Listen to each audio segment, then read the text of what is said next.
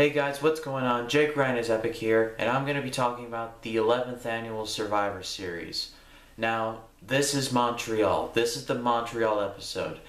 I'm not going to be venturing into any uncharted waters here. I'm sure whoever's watching knows everything that there is to know about Montreal. So, I'm just going to give my opinion. I'm going to run through this pay-per-view. Let's jump right in. The first match was a traditional Survivor Series match between the Headbangers and the Godwins.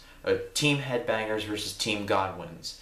Now, the New Age Outlaws were on the Godwins team, and they came out and they were just like, America is better than Canada. Now, of course, Canada booed the crap out of them, but this is old DX, where they just did not give a crap.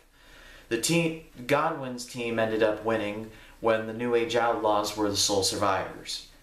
The next match was the Truth Commission versus the Disciples of Apocalypse. Now, the Truth Commission had this guy on there named Jackal. Now, these guys, Recon, Sniper, Kurgan the Interrogator, all these guys were these hard guys, like soldiers, professional soldiers. And here comes Jackal like he's some hippie or something, and he's leading this Truth Commission. And the Disciples of Apocalypse were this biker gang by the name of Crush, Skull, 8-Ball, and Chains, I believe. The Truth Commission ended up winning when Kurgan the Interrogator came in and threw his weight around, because this guy was a big dude. If you guys watch this, you will mark my words, this guy's a big dude. The next match was Team USA versus Team Canada, in which Team Canada ended up winning. Now the interesting thing about this match was we had Goldust. Now, I think Goldust was going through like a divorce or something, because on his face paint it said like "free at last" or some stuff like that.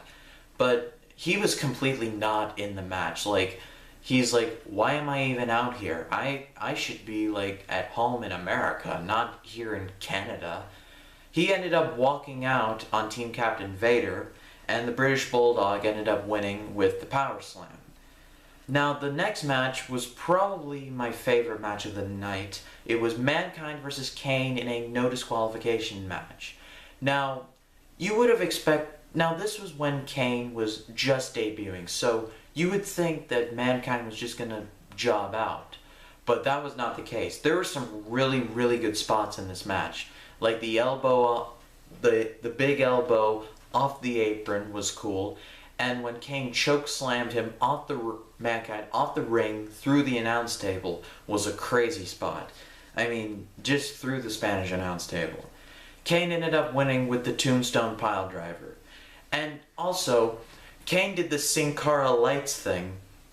Instead of the ring being like, the arena being like normal lights, there were these red lights that dimmed down on the ring. I think that completely fit Kane's character. I mean, the mysterious, the red, the fire, it just fit. The next match was the Nation of Domination versus the Legion of Doom. Now, the Legion of Doom ended up winning when the Legion of Doom, Road Warrior, Hawk, and Animal hit the Doomsday device.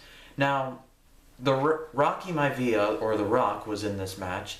His hair definitely looked better than last Survivor Series. If you saw my last video on 1996, you'll definitely see me making a comment on his hair.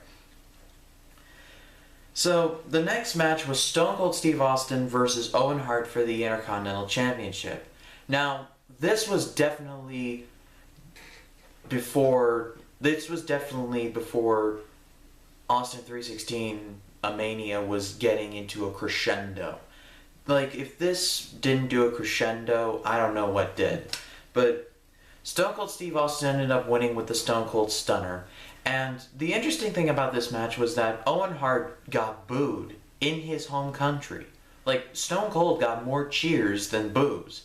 It was incredible. I mean, that was how over Stone Cold was at this time. And to see Stone Cold recover from that neck injury, come back and win the Intercontinental Championship, it just won so many people over. I can see why he is the most popular superstar of all time. Now, the main event, of course, Bret the Hitman Hart versus Shawn Michaels for the WWE Championship. Now, this match was not technically a match, it was a fight.